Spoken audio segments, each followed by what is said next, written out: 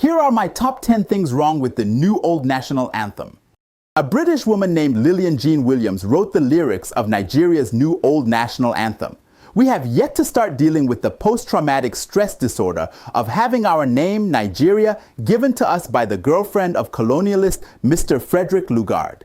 Now we have to add Lillian Jean Williams' vision of Nigeria to our trauma. What could be more humiliating? It is like a woman agreeing to the name that her rapist, who got her pregnant, gave her child and singing the lullaby he wrote for the child, Tufiakwa. The second line of the first stanza says Nigeria is our own native land. Is Nigeria really our own dear native land? Think about it. Do we, as native people in that land, feel we have the rights and privileges that natives should have in their lands? With so many of our native people now living in IDP camps, are we not heading to the same fate as Native Americans now relegated to life in reservations? Though tribe and tongue may differ, what kind of educated illiterates still call themselves tribes in the 21st century? Most of the 250 ethnic groups in Nigeria are nations and not tribes. They were nations with their own rights before the British came. That distinction should have been clear to anyone who wants to be president of any African country. We cannot have a tribe of useless and poorly educated politicians who are ignorant of the power of words and demean the about 250 nations that have existed as long as the Germans, the French, the English, and the Russians have by calling them tribes. In brotherhood, we stand.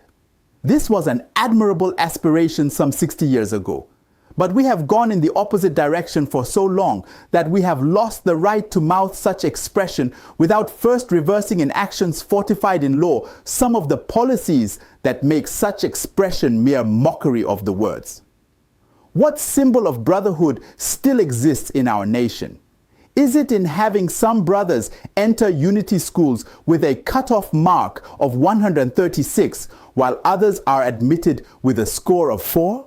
What brotherhood is there with lopsided recruitment into the DSS and other sensitive agencies of government? For Nigerians to all be proud to serve, as the anthem alluded to, there should be a level playing field.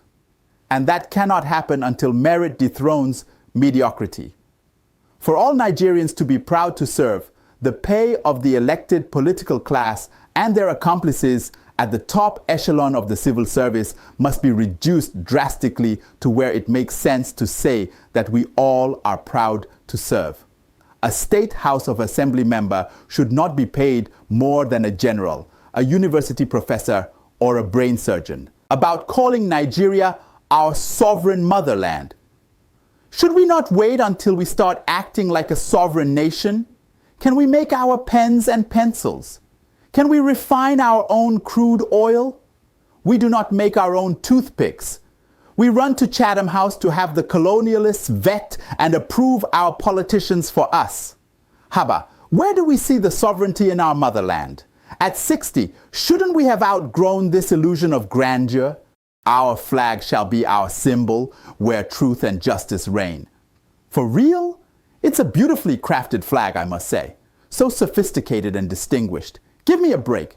And about that truth and justice. The truth about what? Our history? How can we have truth when we abhor transparency? And about justice. How many local government areas does Lagos have? How many does Kano have? Check the population of the two states and come back to me with a reasonable explanation. To hand over to our children a banner without stain. This one makes me laugh. First of all, no country hands over banners without stains. So, we should scratch that aspiration. The British Union Jack is littered with stains from Australia to India to Kenya. The Star-Spangled Banner is dotted with more stains than all its stars, from the massacre of Native Americans to the transatlantic slave trade to Hiroshima to Haiti to Afghanistan. And since 1960, we have handed Nigeria's banner full of stains to several generations of our children. To beg God to help us build a nation where no man is oppressed could be an excellent request for a virgin nation. 60 years later, we have done the very opposite. We have lived and relished a country where most men were oppressed to death. The stains of the massacres in Asaba, Odi, Zaki Biam, Lekki, and many others are not going to be bleached away in the next 1,000 years. At this point, we should not make an insincere request like begging God to help us build a nation where no man is oppressed. We should not even pray for forgiveness of sins. Instead, we should seek severe penance. We should be rolling in the dust, gnashing our teeth, and making sacrifices to see if our sins can be forgiven. Nigeria is blessed. We all can agree on that. So, there is no need for pleading and dreaming that Nigeria should be blessed.